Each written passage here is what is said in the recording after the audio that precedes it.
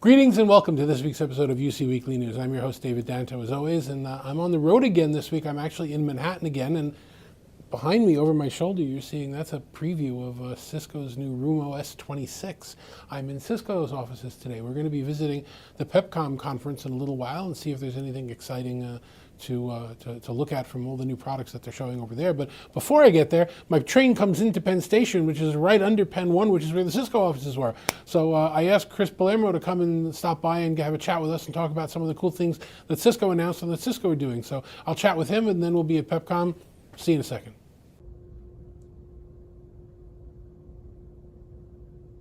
So we're back and sitting here with Chris Palermo of Cisco. You're in the devices group. What's your exact title? What do you do? Sure. What do I do?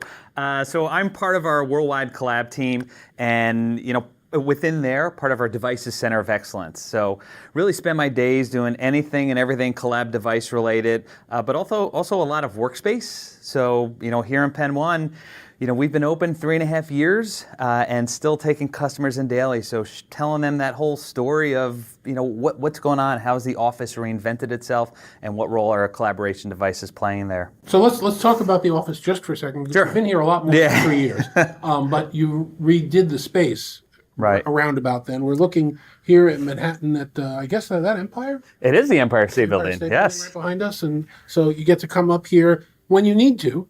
Yep. This is not an office that you need to go to 9 to 5 every day. This is an office that you come in and work with when you need to work, and when you don't, you're with a customer or you're working from home or whatever you need to do. That's got to be, the poster child for the experience that we talk about with hybrid working, isn't it? Yeah, I mean, I tell everybody one of my favorite Cisco slides was from our people's team, and it said, our hybrid work policy is we have none. I'm like, that is just, it's perfect. And, even though that's the case, you probably saw as you walked around, there's a lot of people here. People come in here. The whole Chuck Robbins quote of, wanting to make in the office a magnet, not a mandate. That's real. This has really become a magnet drawing people in. So I should talk about 3.5 years ago when you rebuilt the space. Before that, you had these big training rooms, big conference rooms. There are no more real big rooms now. Now when you walk through a facility like this, the rooms are more what you would typically find in a typical office. Right. So you've got examples of a small room, a medium room, you have Microsoft rooms, you have Cisco rooms, you have all kinds of things in here. It's really sort of like the flavor of the week, where if somebody's planning on doing something, you can come in here and figure out, this is what it would look like if you were to build it. Is that a fair way of describing it? No, right on. In fact, one of the biggest shifts that I think we've made is taking that use case centric approach. So, before, like you said, it was that one big room, the room with the big wooden table and the leather chairs. And now we're building out space based on use case. So your 1-person quiet room, your 3 to 4 person huddle rooms, your brainstorming rooms, your training rooms, your boardroom, these are all different types of spaces. They require different types of furniture, different types of technology. And that wasn't the mindset before. So, like on this, right where we are in Penn 1, it's not a huge office. It's one city block, but I've been told we've got 19 unique types of collaboration spaces on here. That's awesome. And you've also got a pretty unique control mechanism to kind of make some of these spaces work, right? I mean, I reviewed when we talked about Cisco Spaces before. Right. It's really sort of like your finger on the pulse of everything that's going on in the space, right? Right, and finger on the pulse, not just for your corporate real estate and facilities people, but for the end user. So me as an end user, I come off the elevator, we've got the big board, so I can see what spaces, where people, where aren't they, so I know where to go. And, we tell everybody there's a lot of our local New Yorkers, before they even come in, it's in Spaces, it's just a URL. They'll pull it up on their laptop, and I tell everybody there's 2 types of Cisco people. The ones who see, there's a lot of red, I'm not coming into the office today. And then the others who, there's a lot of red, I'm coming in. They got the FOMO, fear of missing out, and they want to see what's going on. And the spaces will also give you telemetry that's very useful. I know you were telling me a story before about rooms and air quality overnight. You want to tell that story to people so they'll understand it? Right, yeah. So, a lot of times when talking to customers, I point out our devices and I'm like, and by the way, those are loaded with IoT, smart building, smart workplace sensors. And they're like, what are you talking about? And I'm like, let me share you one of my favorite Penn 1 anecdotes. So when we were first building out this space, we've got these 9x9 huddle rooms in our back office, and doors are rubber gasketed. So when they shut, it's that nice audio seal, so good seal. The walls go straight up to the deck to prevent audio leakage from space to space. So it's a very sealed room. And what we noticed going into Control Hub, our administrative interface, every night at about 11 o'clock, the air quality in those huddle rooms started to go south. And we're like, what the heck is going on? So it turns out that 10:30, the cleaning crew was coming in. The way they would let the fellow cleaners know the room was clean, they'd shut the door. And what happened was we had just laid the carpet down. And the glue, the carpet glue had nowhere to go. And the Cisco Navigator, which most people think, oh, that's how I control the audio and video of my meetings. But it's got the sensors in there, the air quality sensors. So that's what was capturing the fact that the air quality was going bad. We were able to act on that data, tell our landlord, hey, are you shutting the doors at night? Can you keep them open so we don't asphyxiate our employees? But yeah, I mean, it's, I think a key thing to understand that we've got all those smart building sensors in the devices, and you don't have to have that bespoke sensors or anything else added to pull that data. And it ties into the network of other sensors that Cisco supports as well. The hotspots, the Meraki, all the other various pieces that are around. Absolutely, no, 100%, 100%. So you get a lot of really good data there. All right, let's talk about how these rooms are changing just for a second. Okay. We're going to take a look at some of the equipment, and I'll show some examples of what we're going to talk about. But I've been building conference rooms. I'm going to be 47th year. Wow. Okay. I'm trying to figure out what I want to be when I grow up, whether it was broadcasting or multimedia. Oh, interesting. Or AV or whatever. Yeah. Coax that I had to pull. I had fiber that I had to pull. Yeah. I had, IP cables, connections, ISDN. I had all kinds of wires. Oh, for sure. We needed to pull into rooms. Just thinking of ISDN, I had those shivers going up my back. Should be plus D times 2 whatever. Anyway, it's all changing now, right? Now everything's a Cat6 cable. Yeah. Doesn't matter if you're doing audio transport or control or video transport or data or anything, or power over Ethernet. Right. It's going to make wiring these rooms a lot easier, right? Yeah, I mean, that's the thing. Maybe in the past it wasn't as big a deal because, like you said, I mean, you pretty much had that one conference room. Now people are video enabling every space because we're doing so much virtual collaboration, so much remote collaboration, so much immersive presenting that we realize people need something easy to roll out, so easy to deploy, easy to use, and easy to maintain. Because you've got so much of this now, and you often use that phrase, the Frankenstein rooms. It's a nightmare if you're going to be doing that for so much space. So this shift of really, everything over IP, AV over IP, to have that single Ethernet cable push your audio signal, your video signal, your power, your network. It's the way it simplifies things. It's just a joy for anybody who has to maintain or use. Well, or even plan.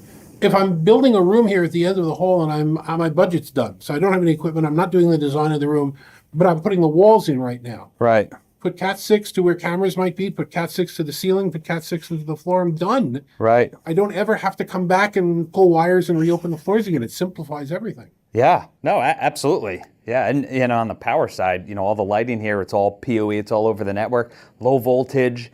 So, I think the beauty there is that not only are you saving money on, what you would be spending on your energy bill, but, you got the sustainability story. And once you start putting stuff on the network, you can control it. There's one Cisco office where we don't have a lot of external lights, but all the lighting is on the network, or we don't have a lot of external kind of sunshine coming in. So what we do, we programmatically adjust the lighting based on the human body's circadian rhythm. So you come in the morning, at like 8, 9 o'clock, you're getting washed with this super bright white refresh light, and then it changes. The color, the hue, the intensity changes throughout the day. And then, probably around this time, this 3, 4 o'clock hour, it'll wake you back up again as you get that afternoon dip. But, that's the exciting part too, that as you start putting stuff all on the network, you can control it a lot better than you ever were before. Color temperature matching daylight with what's in the room here. This isn't like a weird tungsten 3200 degrees. Right, yeah, no, you do see it adjust, automatically. All right, so I don't want to put you on the spot. Okay. If you want to come visit Pen 1, used to be One Pen, now it's Pen 1. Yeah, that was a big rebrand by the landlord. Or any of the Cisco's sites and EBCs, don't email Chris. No. Talk to whoever your Cisco rep is. If you don't have a Cisco rep, reach out to me and I'll find one for you. You can reach out to Chris and find one for him. Yeah. So don't email us with requests to come see this. But if other than that, somebody wants to speak with you or chat with you or get some advice from you, how can they get in touch with you? They can, probably easiest is to just find me on LinkedIn, Chris Palermo, Cisco. Should be easily to pop up. But yeah, I mean, we've got spaces not just here in Penn 1, but literally all over the world. My boss, Mark Miller, plans out the collaboration for all of our offices globally. And, this was the first one in 2022. The next year he did 2. The year after that, 4. This year, I believe we're doing 8. So it's kind of growing exponentially so that people can visit and see this experience. Because, I think where we're at just in the industry with everything going on with AI and everything going on with the way that collaboration has changed, you've got these 2 kind of generational technology shifts happening at once. And everyone's trying to figure out, what do we do? So what we show is, hey, maybe this isn't exactly what you need or want, but just planting ideas so they know this is the direction some of this is going, and this is what we at Cisco are doing. And if you're getting a chance to see Mark speak, by the way, you should, because he's a brilliant guy and he likes to talk about the story of how he transformed these spaces, where you turned them into hybrid facilities and got more people coming in than before when they were just regular offices. No, absolutely. I appreciate it. Thank you. Thanks for having me.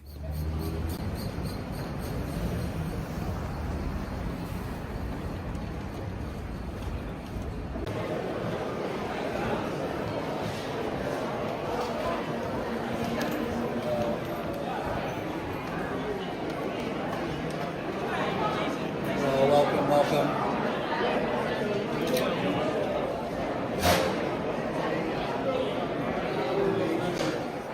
So we are now at the Pepcom Holiday Spectacular here in Manhattan, and we're looking at some of the new consumer tech that's going to be hitting the market. A lot of it has some interesting importance to our industry as well. First of all, my buddy here is very sad. My buddy, unfortunately, is not going to be doing any DVRing anymore. TiVo has sold its last DVR, and they're now going into the operating system business for Sharp TVs here in the US and other TVs in Europe as well. So that's from a company called Xperi that's doing that, and goodbye TiVo. Take a look at that. I spoke to a company called Hollyland that's making some interesting Bluetooth wireless microphones, kind of like the Saramonics that I'm using here, but a little bit smaller, a little bit cooler, and with an IFB channel that was really nice. I spoke to Neurable, who's going to give you a demo of some of their capabilities for detecting what your brain age and your stress levels are. And also, the new flashlight available on the market, a high-end flashlight from a company that's right over here, Olight. And I'll show you some video of what they're doing. Some interesting stuff over here, so stay with us. If I gave you a clue as to how many flashlights I own. You'd be amazed. Look, you don't have to stay in there forever, but you should look at the Olight Flashlights Facebook group and take a look at the shelves people have in their guest bedrooms. People have collections of hundreds of these things all over their shelves. There's a cult thing going on with Olight flashlights for sure. Tyler, tell me about what you got here. All right, behind me is the 55-inch Sharp QLED smart TV powered by TiVo. TiVo, the DVR company? TiVo, the smart TV operating system. Tell me when that changed and why.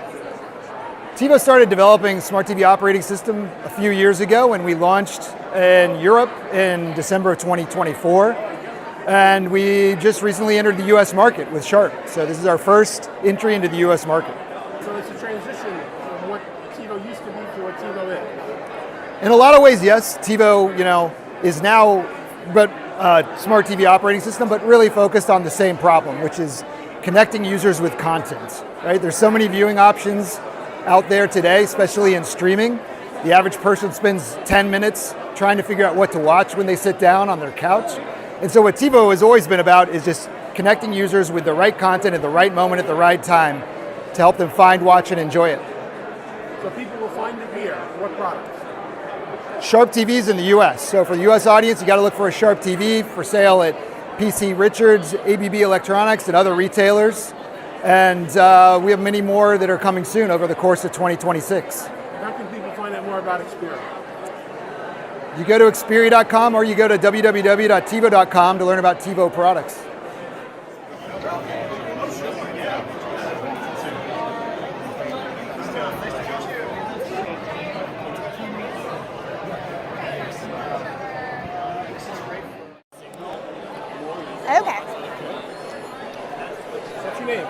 Jessica Randazza paid.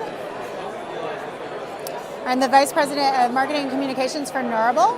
And Neurable is a brain-computer interface company. So Neurable puts our technology into everyday wearables. So we partnered with Master and Dynamic. Master and Dynamic is a audiophile brand, and we put our EEG technology into their headset. So we integrate our technology into other wearable technologies. So again, partner with Master and Dynamic, but we also partner with the Department of War to integrate our technology into hearing protection and helmets to be able to track things like traumatic brain injury. But for the consumers, for the consumer grade headset, you can track things like your cognitive health.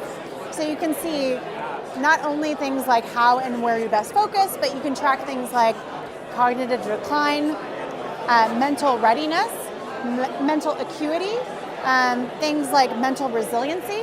So that allows for you to see, hey, how does caffeine impact you? How does your sleep impact you? So what it looks like with a minute's worth of data is that the green is your age range. Anything that's sort of in the middle is lower for your age range. Anything that's above is higher for your age range.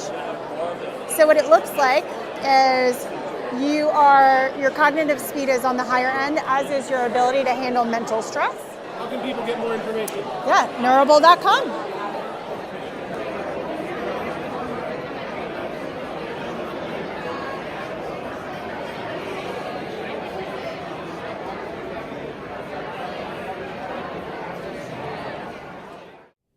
So thanks very much for watching this week and our visit to Cisco's offices and our visit to the Pepcom Holiday Spectacular. I'm David Danto for Talking Points. Thanks very much for watching like you do every week. We'll see you next week. Take care.